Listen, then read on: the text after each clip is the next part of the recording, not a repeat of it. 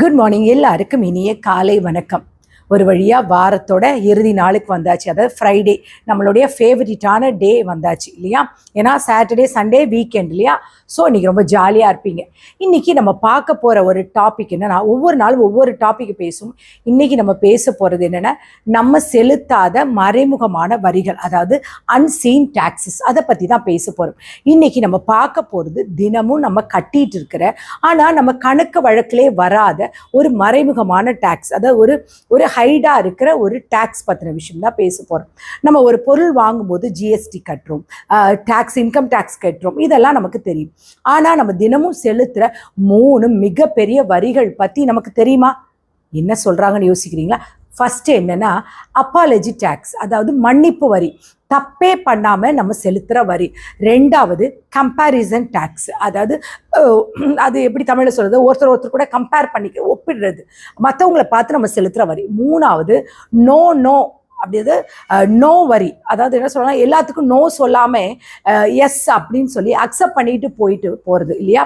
அந்த ஒரு டேக்ஸ், அதாவது நோ டேக்ஸ். அதாவது இந்த வரிகளில் நம்ம பணத்தை எல்லாம் நம்ம காலி பண்ணாது, ஆனால் நம்முடைய வாழ்க்கையுடைய நிம்மதியை மொத்தமாக காலி பண்ணிடுறது. இதை பற்றி தான் இன்றைக்கி நம்ம பேச போகிறோம். சரி, ஒரு இன்ட்ரெஸ்டிங்கான ஒரு ஸ்டோரியோடு சொல்லட்டுமா? ஒரு ஊரில் ஒருத்தர், அவருக்கு ரொம்ப, ஒரு ஊரில் நிறைய பேர் இருப்பாங்க, ஆனால் இதில் நம்ம பேச போகிறது ஒருத்தர். அவர் ஒரு ஹோட்டலுக்கு போய் நல்லா ஒரு தோசை ஆர்டர் பண்ணி சாப்பிட்றாரு. சர்வர் சட்னி எல்லாம் எடுத்துகிட்டு வந்து வச்சார், ஆனால் சாம்பார் எடுத்துகிட்டு வந்து வைக்கவே இல்லை. இவருக்கு ரொம்ப அமைதியான ஒரு மனுஷன். உடனே சாம்பார் இல்லையேன்னு அந்த சர்வர் கிட்ட கேட்டால், அந்த சர்வர் ஒருவேளை ஹர்ட் ஆகிடுவாரோன்னு சொல்லிட்டு, நம்ம அவரை டிஸ்டர்ப் பண்ணுறோன்னு நினைப்பாரோன்னு சொல்லிட்டு அவர் யோசிச்சுட்டு கேட்காமலே அந்த வெறும் தோசையை லைட்டாக அந்த சட்னி தொட்டு சாப்பிட்டுட்டு வந்துடுறாரு. வீட்டுக்கு வந்தால் வயிறு கபகபன்னு எரியுது, பசிக்குது. சரி, நம்ம காசு கொடுத்து வாங்கினது பசியில் இருந்த நமக்கு, நம்ம பசி ஆடுறதுக்கு தான் நம்ம அந்த சாப்பாடு ஆர்டர் பண்ணணும். ஏன் ஆனால் என் உரிமையை கேட்க நான் பயந்தேன். இதுக்கு கேட்குறதான் அப்பாலஜஸ் டேக்ஸ், அதாவது மன்னிச்சு மறந்து போகிறது.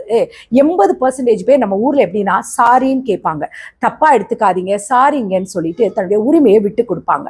நீங்கள் காசு கொடுத்து வாங்குற பொருளுக்கும் உங்கள் நேரத்துக்கும் நீங்கள் மற்றவங்களுக்கு வரி செலுத்திட்டு இருக்கீங்க. சரி, 3வது என்னென்ன, அப்புறம் சொசைட்டி கிட்ட 3 மறைமுகமான வரிகள் இருக்குது. அதாவது சொசைட்டியில் கேட்டுற வரிகள், அதாவது நோ சொல்லாத எஸ் சொல்கிறது டேக்ஸ். ஆஃபீஸில் உங்கள் ஒர்க் முடிஞ்சிருக்கும், பக்கத்தில் இருக்கிறவங்க சொல்லுவாங்க, மச்சான் எனக்கு கொஞ்சோடு வேலை சேர்த்து முடிச்சுக்குறா, நீ தான் முடிச்சிட்டலன்னு இருக்கும். ஆனால் உங்களுக்கு அன்றைக்கி வீட்டுக்கு போகணுன்னு இருக்கும், அது செய்யணும்னு ஒரு இன்ட்ரெஸ்டே இருக்காது.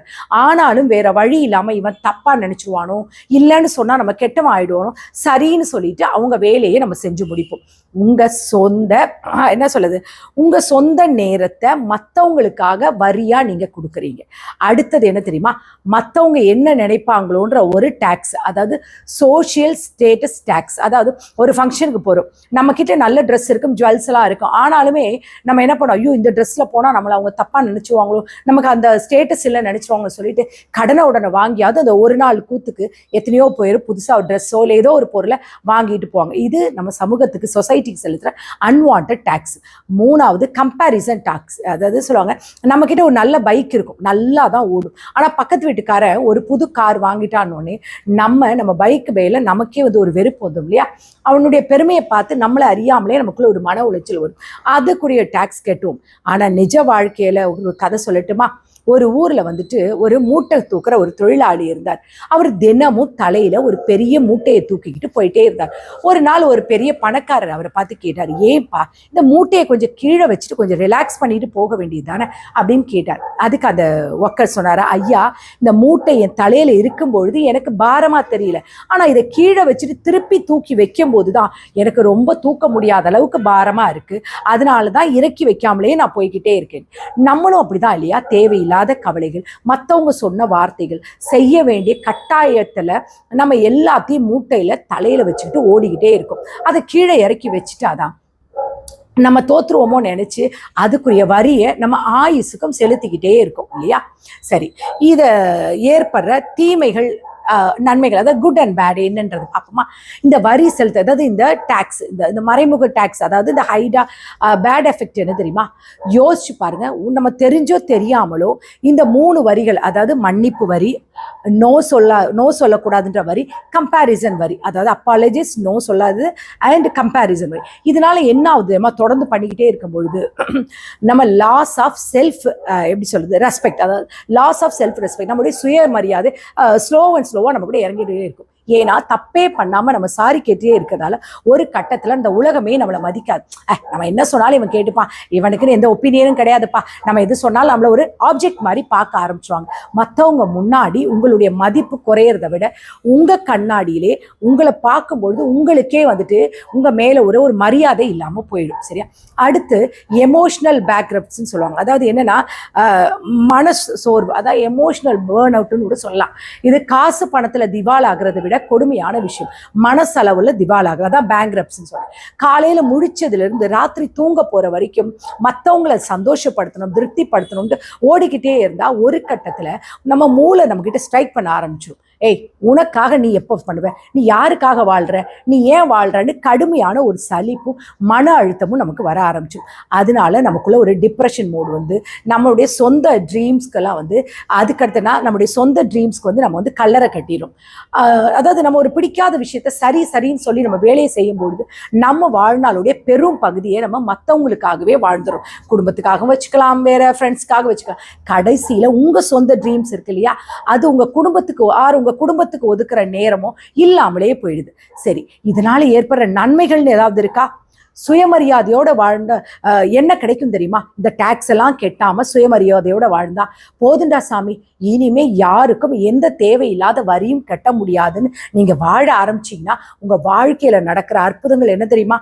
நோ சொல்லும் பொழுது அந்த ராஜ சுதந்திரம், த பவர் ஆஃப் நோன்னு சொல்ல, எனக்கு விருப்பம் இல்லாத ஒரு விஷயத்தை தைரியமா ஆனால் மரியாதையோட இல்லைங்க என்னால் முடியாதுன்னு நீங்கள் ஓப்பன் அப் பண்ணி நீங்கள் சொல்லும் பொழுது உங்கள் மனசுக்குள்ளே ஒரு பெரிய பாரமே இறங்கின மாதிரி இருக்கும். எப்பவும் இவனுக்கு அடிமை மாதிரி இருந்த நம்ம இனிமேல் நம்ம ஒரு கெத்தாக இருக்கிற மாதிரி, இனிமேல் உங்கள் நேரத்துக்கு நீங்கள் தான் எஜமான மாதிரி ஆடுவீங்க. அப்படி பண்ணும்பொழுது உண்மையான மனிதர்கள் உங்கள் கூட இருப்பாங்க. அதாவது குவாலிட்டியான ரிலேஷன்ஷிப். நீங்கள் எல்லாத்துக்கும் சரின்னு சொல்லும்பொழுது உங்களை சுற்றி ஒரு கூட்டம் இருந்துகிட்டே இருக்கும். நீங்கள் நோன்னு சொல்ல ஆரம்பிங்களேன், உங்கள் சுயநலத்துக்காக பயன்படுத்தின போலி மனிதர்கள், அதாவது செல்ஃபிஷாக யூஸ் பண்ணவங்க எல்லாருமே உங்களை விட்டு விலகி ஓடிடுவாங்க. கடைசியில உங்களை உண்மையா நேசிச்ச நல்ல உறவுகள் மட்டும்தான் உங்க கூட இருப்பாங்க. இது உங்க வாழ்க்கையை ரொம்ப வந்து பியூரிஃபை ஆக்கும். மூணாவது மன அமைதியும் அண்டு அப்படி சொல்ல ஆற்றலும் சொல்ல, அதாவது மென்டல் பீஸும் ஹை எனர்ஜியும். மற்றவங்க நம்மளை என்ன நினைப்பாங்க அந்த கம்பேரிசன் இல்லாமல் இருக்கும் பொழுது நம்முடைய மூளை வந்து ரொம்ப அமைதியாகும். அந்த அமைதிக்குள்ளேயே நம்ம புதிய யோசனைகள் எல்லாம் நமக்கு வர முடியும். நம்ம புதுசாக ஏதாவது ஒரு பிஸ்னஸ் தொடங்கலாமா, புதுசாக ஸ்டடி பண்ணலாமா, இல்லை நம்ம லைஃப்பை வந்து பீஸ்ஃபுல்லாக எப்படி ரன் பண்ணுறது, நிம்மதியான தூக்கம், டிப்ரெஷன் இல்லாத ஒரு நல்லா சாப்பிட்றது, ஒரு சந்தோஷமாக இருக்கிறது, ஃபேமிலி கூட ஸ்பெண்ட் பண்ணுறது, நிறையா பணத்தை மிச்சப்படுத்தலாம், நேரமும் உங்களுக்கு இதனால் மிச்சமாகும். சரி, ஒன்னே ஒன்று தான் நான் கடைசியாக சொல்ல விரும்புகிறேன். நம்ம மனசை மாற்றக்கூடிய ஒரே ஒரு கேள்வி மட்டும்தான், டீப் ரீதிங்கிங் மூமெண்ட்னோட இது வச்சுக்கலாம். சரிங்களா? யோசிச்சு பாருங்களேன், நம்ம இந்த பூமியில வந்தது மற்றவங்களுடைய எதிர்பார்ப்புகளையும் மற்றவங்களுடைய சந்தோஷத்துக்கும் வரி செலுத்தி, அதாவது வரி மீன்ஸ் அதை டாக்ஸ் செலுத்தி வாழ்ந்துறதுக்கா, இல்லை நமக்கு பிடிச்ச வாழ்க்கையை நம்ம சுயமரியாதையோட வாழ்றதுக்கா? உலகத்துல ஒரு மிகப்பெரிய ஏமாற்றம் என்ன தெரியுமா?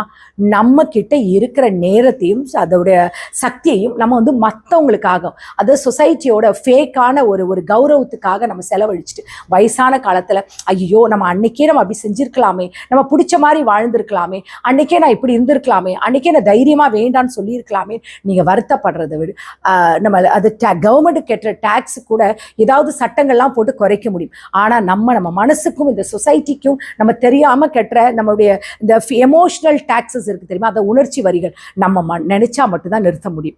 உங்களை ஆட்டி படிக்கிற இந்த டாக்ஸுக்கு செக் வைக்கிற அதிகாரம் உங்ககிட்ட மட்டும்தான் இருக்கு. இது வேற யாராலையும் நிறுத்த முடியாது. நிஜ வாழ்க்கையில ஒரு சவால் விடுங்க, இந்த 3 டாக்ஸுக்கும் இனிமே பூட்டு போட்டுருங்க. இன்னைக்கு இந்த செகண்ட்லேருந்து இந்த வீடியோ முடிஞ்ச உடனே நீங்கள் எல்லாருக்கும் சொல்கிற ஒரே ஒரு விஷயம் தான், ஒரு அன்பா ஆனால் உங்கள் வாழ்க்கையை மாற்றக்கூடிய ஒரு சூப்பரான ஒரு சவால் என்ன தெரியுமா? இன்னைக்கு ராத்திரி நீங்கள் தூங்க போகும் முன்னாடி உங்கள் வாழ்க்கையில் நீங்கள் செலுத்துகிற இந்த தேவையில்லாத டேக்ஸ், இந்த எமோஷனல் டேக்ஸை தூக்கி கட் பண்ணி தூரத்தூக்கி போட்டுருங்க. எனக்கு விருப்பம் இல்லைன்னா நோன் அப்படி சொல்ல கற்றுக்கோங்க. உங்கள் சொந்த வேலையை விட்டுட்டு யாருக்கோ பயந்துக்கிட்டு பிடிக்காத ஒரு விஷயத்த திரும்ப திரும்ப செஞ்சு சரின்னு சொன்னீங்கன்னா அது உங்கள் நேரத்துக்கு நீங்கள் கட்டுற வரி. இன்னைக்கு அந்த வேலையை நிறுத்துங்க. மன்னிச்சுக்கோங்க, இப்போ என்னால் பண்ண முடியாது அப்படின்னு முகத்துக்கு நேராக அழகாக மரியாதையாக சொல்லி நோ சொல்லிட்டு போயிடுங்க. தப்பே பண்ணலையா, சாரி கேட்கவே கேட்காதீங்க. உங்கள் மேலே தப்பு இல்லாத பொழுது நிமிர்ந்து நில்லுங்க. அவங்க கோச்சுப்பாங்களோன்னு பயந்து போய் அன்வான்டாக நீங்கள் போய் சாரி கேட்காதீங்க. சாரிக்கும் ஒரு வேல்யூ இருக்குது. உங்கள் சுயமரியாதையை யாருக்காகவும் அடமானம் வைக்காதீங்க. அடுத்து மற்றவங்களுக்காக வாழாதீங்க. பக்கத்து வீட்டுக்காரன் வாங்கிட்டான், சொந்தக்காரன் வாங்கிட்டான், இவன் என்ன சொல்லுவான், அவன் என்ன சொல்லுவான்ட்டு நீங்கள் கடன் வாங்கியோ கஷ்டப்பட்டோ உங்களுடைய பணத்தையோ இல்லை உங்களுடைய நிம்மதியையோ வீணாக்காதீங்க. உங்கள் தகுதிக்கு என்ன இருக்கோ அதில் கெத்தாருங்க. இது 3ல் ஏதாவது ஒரு விஷயத்த நீங்கள் செஞ்சு முடிக்க கற்றுக்கோங்க. இப்போ இந்த வீடியோ முடியும் பொழுது இதை பார்த்துட்டு நீங்கள் இருக்கும் பொழுது இதே மாதிரி நம்ம குடும்பத்தில் கூட கொஞ்சம் பேர் இருப்பாங்களே, இன்னைக்கு அவங்கக்கிட்ட இந்த வீடியோவை வந்து ஷேர் பண்ணிட்டு இன்னைக்கு என் வாழ்க்கையில் நான் செலுத்துகிற எந்த தேவையில்லாத வரியை நான் வந்து நிறுத்த போகிறேன்றதையும் கமெண்டில் நீங்கள் போடுங்க. பிடிக்காத விஷயத்துக்கு நோ போட போகிறேன்னு சொல்லுங்கள். யாருக்காகவும் கடன் வாங்கி செலுத்த மாட்டேன்னு சொல்லுங்கள். சாட்டிஸ்ஃபை பண்ண மாட்டேன்னு சொல்லுங்கள். உங்கள் கமெண்ட்டை மற்றவங்களும் பார்க்கட்டும். புரியுதுங்களா? இந்த மாதிரி கண்டிப்பாக நம்மளை சுற்றி ஆட்கள் இருப்பாங்க. ஸோ நம்மளே அப்படித்தான் இருப்போம். சரிங்களா? நாளை காலையில் நீங்கள் முழிச்சு பார்க்கும் பொழுது உங்கள் மனசுக்குள்ளே வர அந்த அமைதியும் சுதந்திரமும் உங்கள் நண்பருக்கோ இல்லை உங்கள் குடும்பத்தில் இருக்க யாரோ ஒருத்தருக்கு கிடைக்கட்டுமே அந்த சந்தோஷம். அதுதான் உங்களுடைய இந்த மாதிரி ஒரு வாழ்க்கை தான் உங்கள் லைஃபோட உண்மையான ஒரு சக்ஸஸ்ன்னு சொல்லலாம். ஞாபகம் வச்சுக்கோங்க, மற்றவங்களுடைய கைத்தட்டலுக்காக வாழ்கிறவன் அடிமை. தன்னுடைய சுயமரியாதையை விட்டு கொடுக்காம வாழ்றான் இல்லையா, அவனுடைய வாழ்க்கை தான் உண்மையான கெத்து. தேவையில்லாத வரிகளை தயவு செஞ்சு கட் பண்ணிடுங்க. அதாவது டாக்ஸஸ். வாட் இஸ் த டாக்ஸஸ்னா, உங்களுடைய வாழ்க்கையோட எஜமானுக்கு நீங்களா இருங்க. இந்த சவாலை யாரெல்லாம் நீங்கள் ஏற்றுக்கிறீங்க?